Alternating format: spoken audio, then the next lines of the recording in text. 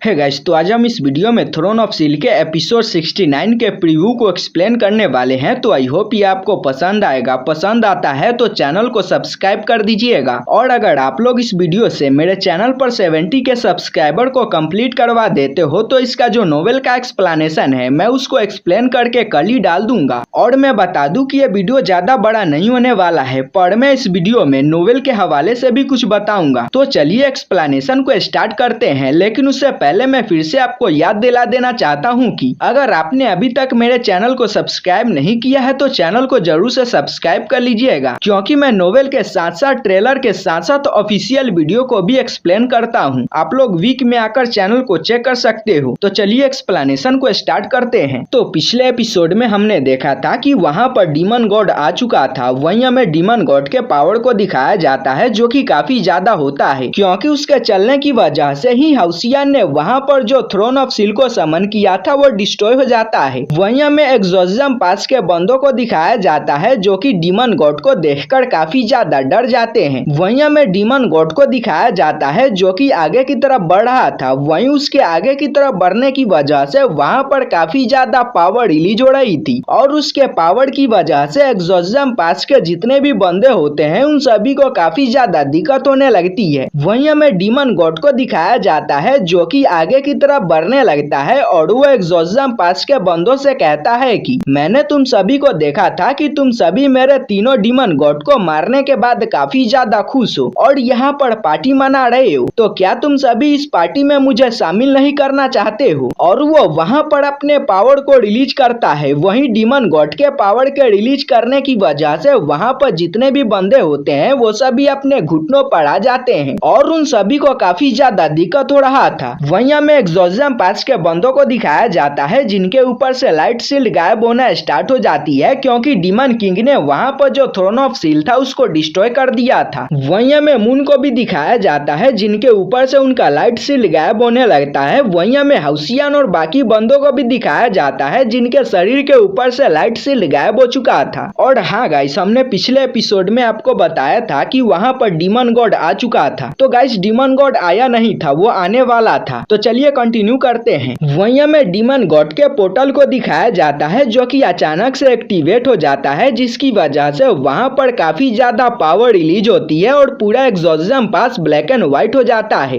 वहीं हमें पोर्टल के अंदर का सीन दिखाया जाता है जहां पर हम डीमन किंग फेंग जुयू को देखते हैं जो कि वहां पर आ रहा था और उसके साथ में उसका ड्रैगन भी था। वहीं हमें डीमन किंग को दिखाया जाता है जो कि एग्जॉर्सिज्म पास के अंदर आ जाता है और वो जैसे ही अपना पहला पैर वहां पर रखता है तो वहां पर काफी ज्यादा पावर रिलीज होती है, जिसकी वजह से वहां पर जो प्रोटेक्शन शील्ड था वो भी टूट जाता है और वहां पर काफी ज्यादा पावर रिलीज होने लगती है, जिसकी वजह से एग्जॉर्सिज्म पास में जितने भी बंदे मौजूद होते हैं वो सभी अपने घुटनों पर आ जाते हैं और इस प्रेशर की वजह से उन सभी को काफी ज्यादा दिक्कत हो रहा था। वहीं हमें लिन को दिखाया जाता है जो कि अपने फायर शील्ड का यूज करके वहां पर मौजूद बंदों को बचाने की कोशिश कर रहा था। वहीं हमें हाउसियन को भी दिखाया जाता है जिसको खड़े रहने में काफी ज्यादा दिक्कत हो रहा था, तो वो अपने स्वॉर्ड का यूज करके वहां पर खुद को कंट्रोल करने की कोशिश करता है। वहीं हमें मून को दिखाया जाता है जो कि डीमन गॉड को यहाँ पर देखकर काफी ज्यादा हैरान हो जाते हैं और उनको अपने आंखों पर यकीन नहीं हो रहा था और उनको समझ में नहीं आ रहा था कि आखिर डीमन गॉड यहाँ पर क्या कर रहा है। इसके बाद वो डीमन गॉड से यहाँ पर आने का कारण पूछता है। वहीं हमें मून को दिखाया जाता है जिनको डीमन गॉड के प्रेशर की वजह से काफी ज्यादा दिक्कत हो रहा था और वो अपने फुल पावर का यूज करके खुद को उस प्रेशर से बचाने की कोशिश कर रहे थे, पर ऐसा करने में उनको भी काफी ज्यादा दिक्कत हो रहा था। वहीं हमें डीमन गॉड को दिखाया जाता है जो कि मून से कहते हैं कि क्या तुम्हें पता नहीं है कि मैं यहाँ पर क्यों आया हूँ। तुमने मेरे 3 डीमन गॉड को मार दिया है और क्या तुमको पता नहीं है कि 3 डीमन गॉड को बनाने में कितना ज्यादा मेहनत लगता है। वहीं हमें डीमन गॉड को दिखाया जाता है जो कि वहां पर अपने पावर को रिलीज करते हैं, जिसकी वजह से एग्जॉर्सिज्म पास पर जो शील्ड होता है उसका चूड़ा हो जाता है। वहीं हमें मून को दिखाया जाता है जो कि डीमन गॉड को एग्रेसिव होता हुआ देखकर वहां पर अपने डोमेन को एक्टिवेट कर लेते हैं और वो डीमन गॉड से फाइट करने की कोशिश करते हैं, पर वो डीमन गॉड के सामने नहीं टिक पाते है और डीमन गॉड उनको ढेर कर देता है। वहीं हमें डीमन गॉड को दिखाया जाता है जो कि मून को ढेर करने के बाद आगे बढ़ता है। वहीं हमें कार्ड को दिखाया जाता है जो कि डीमन गॉड को देखकर आउट ऑफ कंट्रोल हो जाती है, क्योंकि उसके शरीर के अंदर जो नाइफ था वो डीमन गॉड को देखकर काफी ज्यादा अग्रेसिव हो जाता है और एक्टिवेट हो जाता है। वहीं हमें कार्ड को दिखाया जाता है जो कि अपने बजर्क मोड में जाने लगती है। अब कार्ड को बजर्क मोड में जाता हुआ देखकर हाउसियान काफी ज्यादा परेशान हो जाता है और वो कार्ड को रुक जाने को बोलता है, पर हमें कार्ड को दिखाया जाता है जिस पर किसी के भी बातों का कोई भी असर नहीं हो रहा था और वो वहाँ पर बजर्क होने लगती है। अगले सीन में हमें डीमन गॉड को दिखाया जाता है जो कि वहाँ पर अपने पावर को रिलीज करता है और वहाँ पर जितने भी बंदे मौजूद होते हैं उन सभी के पार्टनर बिस्ट को बाहर निकाल लेता है। तो गाइस, अगर मैं आपको नोवेल के हवाले से बताऊं तो डीमन गॉड यहाँ पर तीनों डीमन गॉड के मौत का बदला लेने के लिए नहीं आया है, बल्कि वो यहाँ पर हाओयू को खोजने के लिए आया है और वो यहाँ पर मौजूद सभी बंदों के पार्टनर बिस्ट को इसीलिए निकाल रहा है ताकि उसको हाओयू मिल सके। वहीं हमें डीमन गॉड को दिखाया जाता है जो कि वहाँ पर मौजूद सभी बंदों के पार्टनर बिस्ट को बाहर निकाल लेता है, पर उसको हाओयू नहीं दिखता। तभी डीमन गॉड की नजर हाउसियान पर जाती है, पर अभी तक हाउसियान का पार्टनर बिस्ट बाहर नहीं निकला था, जो देखकर डीमन गॉड काफी ज्यादा हैरान हो जाता है और वो समझ जाता है कि हाओयू जरूर हाउसियान के पास में ही होगा। और इसके बाद डीमन गॉड अपने पावर का यूज करता है और वहाँ पर एक डायमेंशन पॉकेट को ओपन कर देता है और वो अपने पावर का यूज करके हाउसियान के स्पिरिचुअल वर्ल्ड में आ जाता है। वहीं हमें हाउसियान को दिखाया जाता है जो कि डीमन गॉड को अपने सामने देखकर काफी ज्यादा हैरान हो जाता है और उसको समझ में नहीं आ रहा था कि आखिर मैं कहाँ पर हूँ और डीमन गॉड ने मुझे कहाँ पर ला दिया है। वहीं हमें डीमन गॉड को दिखाया जाता है जो कि हाउसियान को देखकर काफी ज्यादा हैरान था, क्योंकि उसको हाउसियान से फेमिलियर फीलिंग आ रही थी और वो हाउसियान को चेक करने लगता है, पर हमें हाउसियान को दिखाया जाता है जो कि काफी ज्यादा डर रहा था। और यहीं पे हमारा ट्रेलर का एक्सप्लेनेशन खत्म हो जाता है। तो चलो गाइस, मैं आपको नोवेल से कुछ पार्ट को एक्सप्लेन करके बता देता हूँ कि आगे क्या होने वाला है। तो एपिसोड की स्टार्टिंग में हमें डीमन गॉड को दिखाया जाता है जो कि एग्जॉर्सिज्म पास के अंदर आ जाता है, पर हमें नोवेल के एक्सप्लेनेशन के अंदर बताया गया है कि वो तीनों डीमन गॉड नहीं मरते हैं और उनके मरने से पहले ही वहाँ पर डीमन गॉड आ जाता है। वहीं अब डीमन गॉड एग्जॉर्सिज्म पास में आते ही वहाँ का जो फाइट होता है वो उसको रुकवा देता है। वहीं हमें मून को दिखाया जाता है जो कि डीमन गॉड को यहाँ पर देखकर काफी ज्यादा हैरान हो जाता है और वो डीमन गॉड के सामने जाकर झुक जाता है और वो डीमन गॉड से यहाँ पर आने का कारण पूछता है। डीमन गॉड बताता है कि मुझको यहाँ से एक चीज चाहिए, अगर तुम उसको हमारे हवाले कर देते हो तो मैं यहाँ से चुपचाप चला जाऊंगा। मून उनसे पूछते हैं कि आखिर आपको क्या चाहिए। डीमन गॉड मून से कहता है कि तुम्हारे सिटी के अंदर एक 3 सर वाला पेट है जो कि मुझे चाहिए और अगर तुम उस पेट को हमारे हवाले कर देते हो तो हम चुपचाप यहाँ से चले जाएंगे। वहीं हमें मून को दिखाया जाता है जिनके सामने और कोई भी ऑप्शन नहीं बचता है, क्योंकि अगर वो डीमन गॉड के बात को नहीं मानते हैं तो डीमन गॉड उनके पूरे एग्जॉर्सिज्म पास को खत्म कर देगा और इसके बाद वो अपने सारे सोल्जर को ऑर्डर देते हैं और हाओयू को खोजने को बोलते हैं। पर नोवेल के अंदर हाओयू के बारे में अभी भी मून को पता नहीं है। वहीं हमें हाओयू को दिखाया जाता है जो कि हाउसियान के रूम में सोया हुआ होता है, पर वो अपने छोटे से फॉर्म में होता है क्योंकि वो पिछली बार काफी ज्यादा एग्जॉस्ट हो चुका था। वहीं हमें मून के सोल्जर्स को दिखाया जाता है जो कि पूरे एग्जॉर्सिज्म पास को खोज लेते हैं, पर उनको वो 3 सर वाला डीमन नहीं मिलता और वो आकर इसके बारे में डीमन गॉड को बताते हैं। वहीं हमें डीमन गॉड को दिखाया जाता है जो कि इस बात को सुनकर काफी ज्यादा हैरान हो जाते हैं और कहते हैं कि आखिर मेरा प्रेडिक्शन कैसे गलत हो सकता है, क्योंकि मुझे उसकी पावर यहीं से महसूस हो रही है। वहीं अभी डीमन गॉड वहाँ पर सोच ही रहा था तो अभी वहाँ पर काफी सारा लाइट चमकता है और वहाँ पर 6 हीरोज आ जाते हैं और ये 6 हीरोज वही हैं जो कि एपिसोड 1 की स्टार्टिंग में डीमन गॉड के साथ में फाइट कर रहे थे। वहीं अब इन सभी को देखकर डीमन गॉड इनका मजाक उड़ाना स्टार्ट कर देता है और कहता है कि तुम सभी बुढ़े यहाँ पर क्या कर रहे हो। वहीं हमें उन छवों को दिखाया जाता है जो कि डीमन गॉड से कहता है कि डीमन गॉड आखिर तुम यहाँ पर क्या कर रहे हो, क्या तुमको हमसे डर नहीं लगता है। वहीं हमें डीमन गॉड को दिखाया जाता है जो कि उन छवों से कहता है कि क्या तुम्हारे हड्डियों में अभी भी उतना ज्यादा दम है जो कि मेरा सामना कर सके। वैसे भी पहले तुम मेरा सामना नहीं कर पाए थे तो अब क्या कर पाओगे। और यहीं पे हम नोवेल का एक्सप्लेनेशन खत्म करेंगे क्योंकि मुझे अभी नोवेल के एक्सप्लेनेशन को अलग से एक्सप्लेन करके डालना है। तो अगर आप लोग आगे की कहानी जानना चाहते हो तो 70 के सब्सक्राइबर को कंप्लीट करवा दो और कमेंट करके बताओ कि आपको देखना है, तो मैं उसको तुरंत ही एक्सप्लेन करके डाल दूंगा। तो चलिए मिलते हैं अगले एपिसोड में।